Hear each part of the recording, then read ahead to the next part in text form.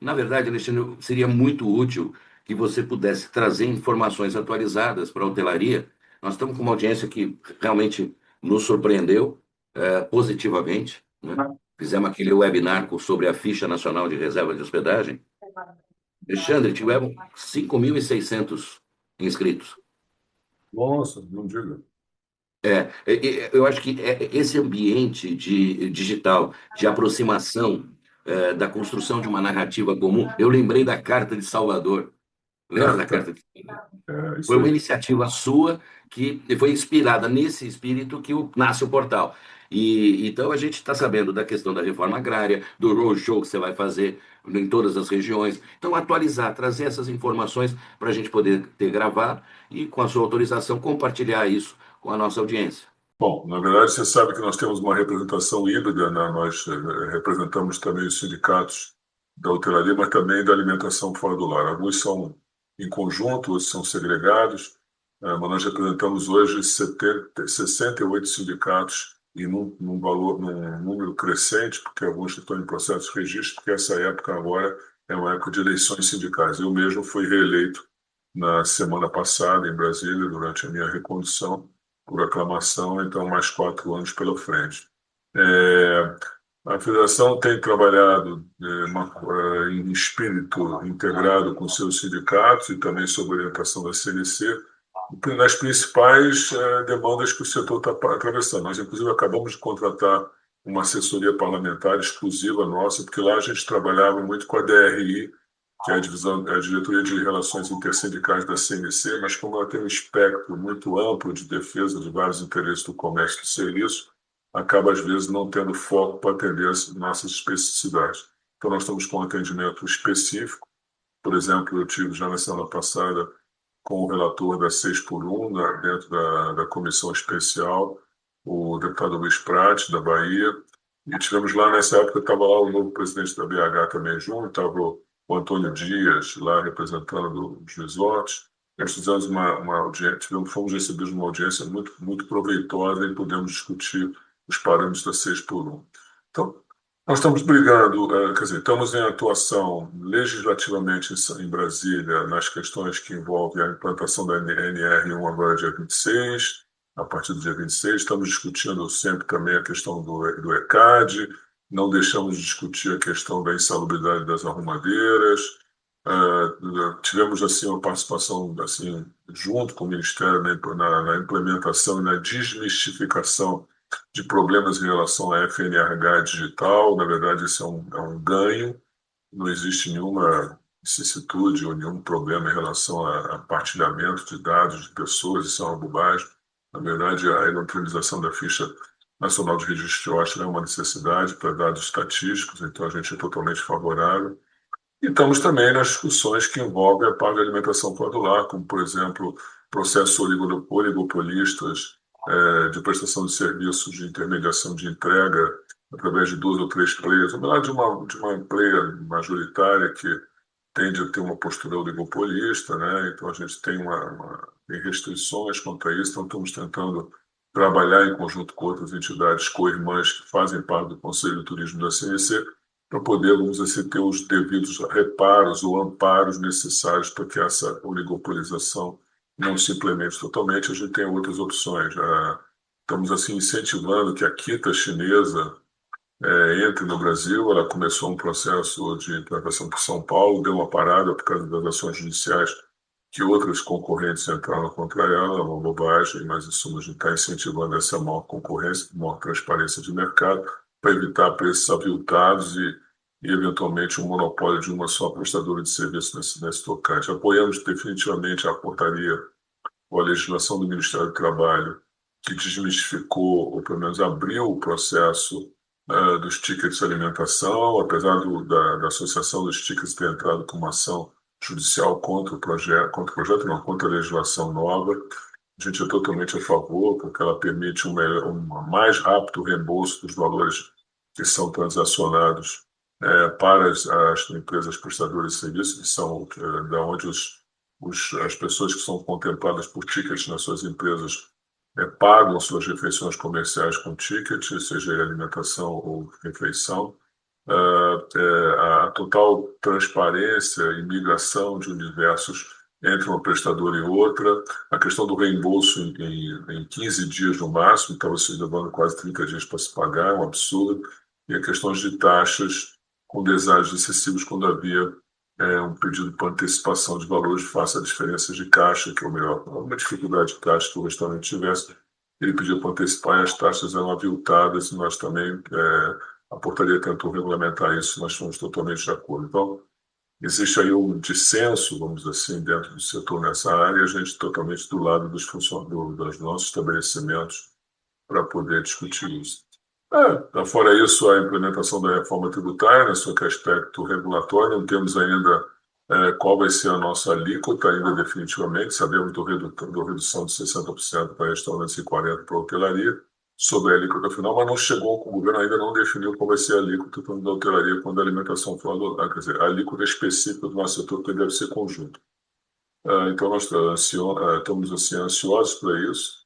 E na parte daqui da coordenação do Conselho de Turismo, assim, eu, como coordenador, tenho, né, procurado, junto aqui com a orientação do TAD, estamos procurando contemplar todas as demandas que chegam aqui e a gente tem procurado trabalhar em conjunto com o trade turístico, que fazem parte do nosso setor aqui, realmente, e também com a implementação do Vai Turismo, que é o projeto novo da CNC, para tentar fazer com que o trade turístico entenda e se faça presente nas demandas junto aos parlamentares, sejam eles federais ou estaduais, para cada vez mais o turismo ter protagonismo em todo o Brasil, dado que ele é muito todo desenvolvimento, crescimento econômico e é um vetor para a atividade em todo o Brasil, dado que lida com a maioria de pequenas empresas e tem uma natureza do insumo básico, que é o que nós temos de melhor, que é a nossa belezas naturais, e que a gente precisa é infraestrutura, preparação que o Senac pode fazer, além do turismo social que o SESC já desenvolve.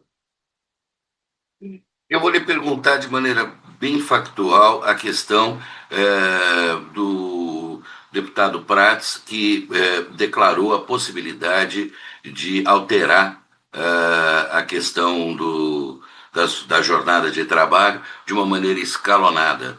Você vê perspectiva dessa proposição ganhar força no Congresso? Hoje nós tivemos uma reunião de diretoria da CNC, a gente recebeu ele virtualmente, ele estava saindo de Belo Horizonte, indo para... Não, ele estava indo para Santa Catarina, ele está indo hoje de Santa Catarina nessa parte, tarde e noite. Quando nós estivemos com ele, ele falou três coisas que ele não podia deixar de atender o governo, que foi uma demanda do governo para ele. Quer dizer, ele teria que reduzir para 40 horas, e isso é factível, porque na Constituição está escrito literalmente a carga máxima de horário é 44, mas pode ser para baixo um número que se coloque ali. Então, ele vai redigir na redação dele 40 horas. Não irredutibilidade salarial e, literalmente, 2 folgas semanais. O que ele pode discutir, e aí sim, o PL, vai ter que haver um PL complementar para atender todas as especificidades de todo o setor. Existem inúmeras variáveis de segmentos econômicos na atividade laboral que é impossível você tentar consubstanciar ou rotular isso numa PEC. Você pode dar os parâmetros, mas as especificidades, os detalhamentos, têm que ser em legislação complementar. E aí sim, existe uma plena possibilidade de nós termos flexibilidade e advogarmos ou adentrarmos na proposta da CMC, que é, vamos dizer assim, endossada pela Federação, que é a questão de resolvermos essas especificidades nas convenções salariais. Por exemplo, ele deu um exemplo, um aviador, uma pessoa de bordo de uma aviação, de um avião, um comissário de bordo. Quando ele faz um voo internacional de 10 horas, 12 horas, ele já venceu as 8 horas, que seriam, ou melhor, as 6, se nós fôssemos levar ao pé da letra as 44, as 40 horas semanais, vai dar menos de 6 horas, um pouco mais de 6 horas por dia. Então, não tem como fazer isso, né? Então, essas pequenas variáveis e detalhes. E outra coisa, ele admitiu também a média das 40 horas, 40 horas semanais sendo calculadas mensalmente. Então, você pode ter um esquema de trabalhar mensalmente o cálculo e discutir os detalhes em relação às folgas. Outra coisa, necessariamente não, factualmente, ele disse que admitiria que uma das folgas pudesse ser dominical. Então, isso aí também já é o padrão. Então, em suma, vários dos detalhamentos, e eu estou me referindo agora só a hotéis e restaurantes, é possível a gente Uhum. contemplar dentro de um relatório que contemple essas especificidades e remeta para um PL, que eu acho que talvez seja relatado pelo deputado Gastão Vieira, que inclusive o Gastão, aliás, que é ex-presidente da FEComércio Ceará, que é vice-líder do PSD lá na Câmara, que tem uma sensibilidade no do patronato, da representação sindical patronal, de como a gente pode contemplar isso. Eu não estou, assim, lógico que isso nos preocupa, é um custo adicional, muitas pequenas e micro, ele inclusive ele mencionou isso hoje. O universo empresarial brasileiro, majoritariamente, é micro e pequeno, né? Uma empresa de pequeno porte. Ele vai ter que fazer alguma variável em relação a isso. Não tem como uma empresa de pequeno porte, o amigo da empresa, imagina, assimilar isso de uma maneira assim, direta e conviver com isso. Isso é muito complicado, tem que ter algumas variáveis. Uma das variáveis que está em discussão e que ele diz que exige um dissenso em relação à base, porque a marcha dos prefeitos que aconteceu ontem em Brasília, ontem em Brasília, ontem, levou uma demanda que os produtores vão quebrar se for implantado esse processo do jeito que se quer. Então, ele já está pegando parte do relatório do Ronaldo, do PT de Minas, que também advoga as 36 horas, mas que permite uma implantação em 10 anos. Então, eu tenho certeza que a discussão que se dá agora a nível do governo é prazo de implantação isso. Estamos falando em 3 anos, em 5 anos. Ou seja, nós temos que ter um prazo, um hiato de tempo para poder implantar e fazer com que as empresas assimilem esse custo adicional. Outra coisa, eu acho que a gente vai resgatar inexoravelmente o trabalho intermitente. Não através de um CRM, ou de uma relação de banco de dados que você tenha de empregados cadastrados, ou melhor, de profissionais cadastrados que possam ou possam ser chamados para complementar horas ali. Eu acho que isso tem que ser feito por empresas de grande porte que têm um cadastro, né, nacional, espalhado pelo Brasil, de um grande volume de pessoas, em que você, ao demandar, ela vai emitir uma nota fiscal de lucro real e você pode, sendo também empresa de lucro real, vai poder, melhor, sendo também qualquer tipo de empresa, você vai poder internar essa nota já no vigor no ano que vem e abater isso do teu lucro. É fundamental isso. Você vai complementar a tua hora, se você entender que aquela carga horária é determinada setor da tua empresa precisa de complemento e não pode perder faturamento, ou melhor, não pode perder serviço porque precisa atender clientela, você vai poder contratar a hora adicional, não como hora extra, porque é muito caro, mas você vai poder contratar como uma empresa fornecedora de mão de obra com aquela especificidade, aquela especialidade para te atender ali. Isso vai gerar desemprego? Vai. Inexoravelmente, muita Pois é. gente vai mandar a gente embora, pode ter certeza. Esse é um tiro na culatra. Nós estamos também muito esperançosos que a marcha do prefeito, eu acabei não terminando o raciocínio, gerou uma demanda dos prefeitos em cima dos líderes das lideranças que apresentaram um documento, um manifesto para o presidente Mota, para que ele desse um prazo mais flexível para essa implementação. Não creio que o Mota ceda, não. Eu acho que vai ser realmente, vamos ler isso semana que vem, e deve ser votado até o final do mês. Mas agora surge a princípio de que talvez aquele temor de deputados votem contra a matéria e não sejam reeleitos, em função da Uhum. questão das prefeituras, pode ser que talvez tenha votos contrários, mais do que o Mota imagina. Então, o governo tende a ser um pouco cauteloso e acho que essa matéria não tramita no Senado na velocidade que eu estou imaginando. Até porque o presidente Alcolumbre, se ele não lê a matéria, ele pode receber. Aprovou, vamos supor que tenha sido, vai ser aprovado no Congresso, na Câmara, vai para o Senado diretamente, mas se ele não prover a leitura, não começa a correr o prazo de 45 dias. E quem disse que o Alcolumbre vai fazer a leitura? Ele tem muitas demandas em relação ao governo não atendidas. É lógico que aí pode ser que o governo atenda às demandas que o Alcolumbre queira colocar. E aí sim é um problema. Mas o Senado é uma casa mais experiente, com mais cuidado. Talvez essa matéria não tramite com a velocidade que está tramitando na Câmara, não. Pois é, e você acredita que no caso da tramitação ser efetivamente viabilizada num período pré-eleitoral, isso pode vir a judicializar a ação contra a medida por Por parte que que, do setor privado? Por que que o presidente Mota está querendo que aprovar pelas PECs? Porque ele evita a judicialização. Sendo modificação constitucional, ele dá um arcabouço, né, com maior arquétipo, e aí, logicamente, que as judicializações ficam prejudicadas. Se fosse, como a medida do governo quer, quer dizer, por um projeto de lei, ele poderia ser judicializado. Então, como é uma questão de disputa de Ok. predomínio de quem é o autor, o Aham. Mota está querendo levar com as duas ações do lado dos dois deputados que apresentaram, tanto a Erika Hilton quanto do Ronaldo. Eu acho, Agora, sabe, Alexandre, é muito difícil. Vamos sim. ver, nós estamos aí preocupados. Não vai ser uma situação fácil de lidar, não, mas a gente está esperançoso que a gente encontre um meio caminho, ou que o PL, como ele diz que vai dar complementaridade, possa permitir alguma flexibilidade ali. Ok. Agora, Alexandre, vendo numa perspectiva mais ampla o setor de comércio, o setor de serviços, de uma maneira mais abrangente, eh, existe uma percepção assim plausível de que a ideia da sociedade do ócio criativa prevaleça, né? Por conta da rápida automação do sistema industrial, do setor secundário, setor primário mecanizado cada vez mais, com orgulho, né, para a nação brasileira, o desempenho aí da Embrapa e tudo mais.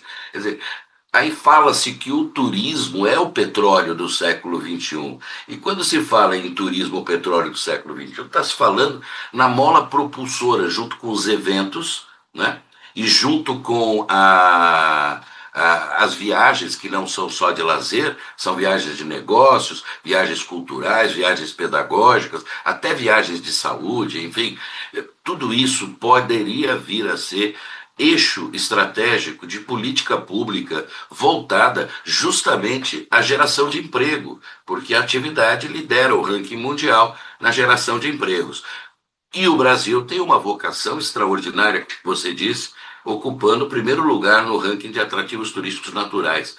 O que falta para uma visão de política pública reconhecer a atividade turística, eventos e viagens como molas propulsoras da economia, mobilizando pessoas e contribuindo com a mobilização de mercadorias? Não seria possível racionalizar um processo de incentivo à atividade, com o intuito justamente de atender a essas demandas sociais, talvez um incentivo efetivo na parte tributária?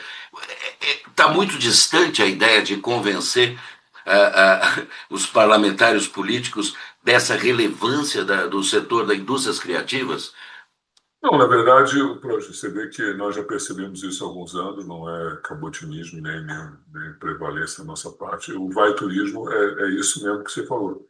Ou seja, o Vai Turismo objetiva aculturar no poder decisório, tanto do executivo quanto principalmente do legislativo, de que matérias ou legislações ou projetos de lei que visam dar esse protagonismo para o turismo são necessárias e extremamente urgentes. Como você disse, a matéria-prima nós já temos, que é a beleza do nosso país e os aspectos dos atrativos turísticos.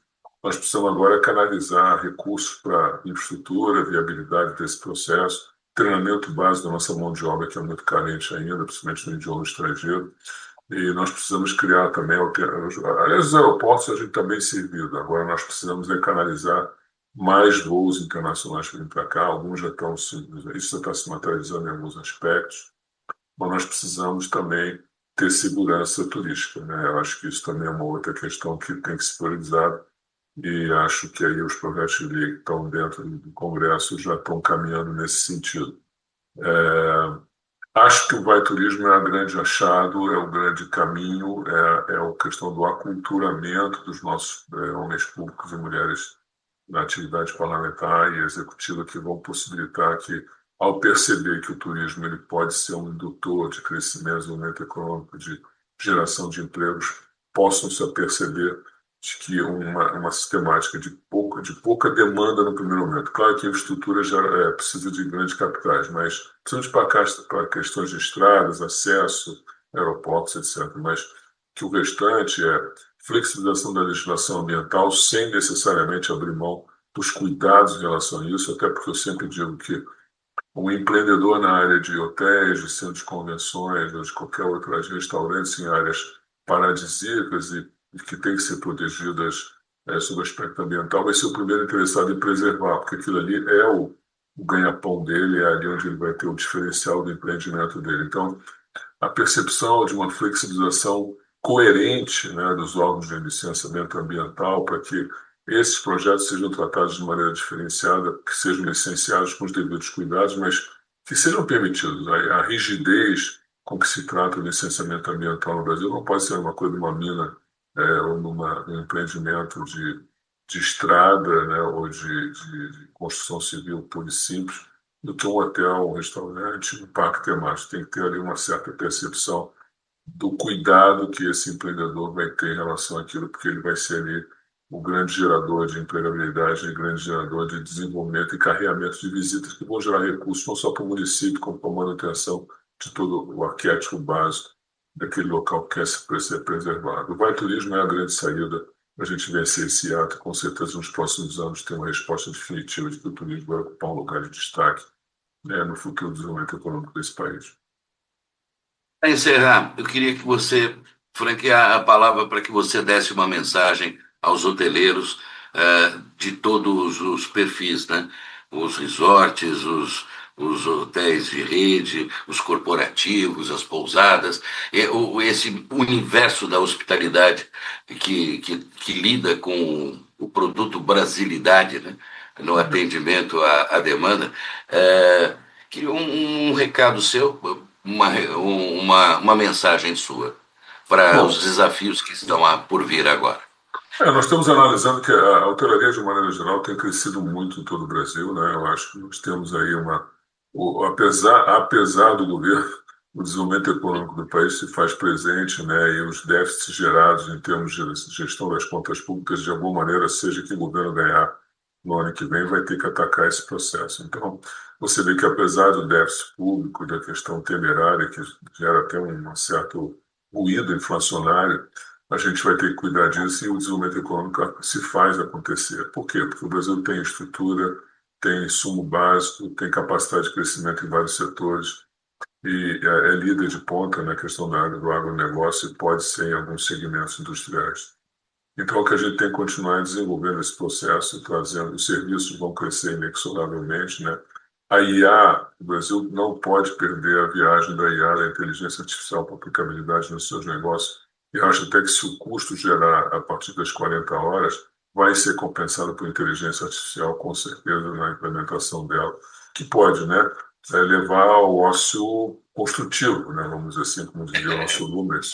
Eu acho que é possível, sim, a gente fazer com que, se o nosso trabalhador puder ganhar mais, e para ele ganhar mais, nós temos que pagar mais, para pagar mais, a gente precisa ter um custo Brasil menor, né? Então, a gente tem que trabalhar para isso, para um equilíbrio fiscal, mas acho que a atividade de corporate vai ser cada vez mais, vai crescer. Nós vamos trazer, se Deus quiser, no ano que vem, uma implementação, melhor, um projeto de trazer para o Brasil o Reforma Airbnb, que é uma grande discussão de plataformas de hospedagem. A gente sabe que isso é inexorável, né? As plataformas estão aí vieram para ficar, mas a gente precisa criar parâmetros concorrenciais adequados para não termos aí uma concorrência predatória com a hotelaria formal.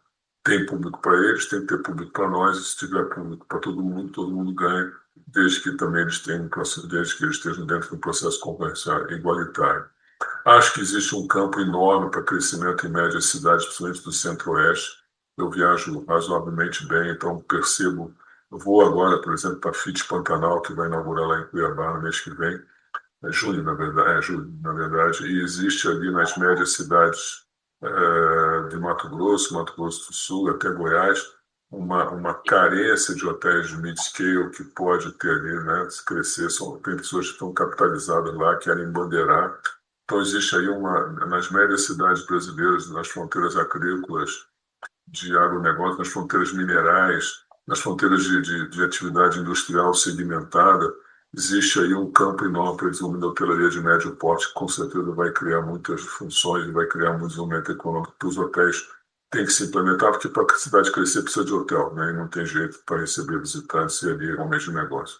Acho que o lazer vai continuar crescendo também forte, né? As cidades brasileiras estão cada vez mais crescendo nessa isso.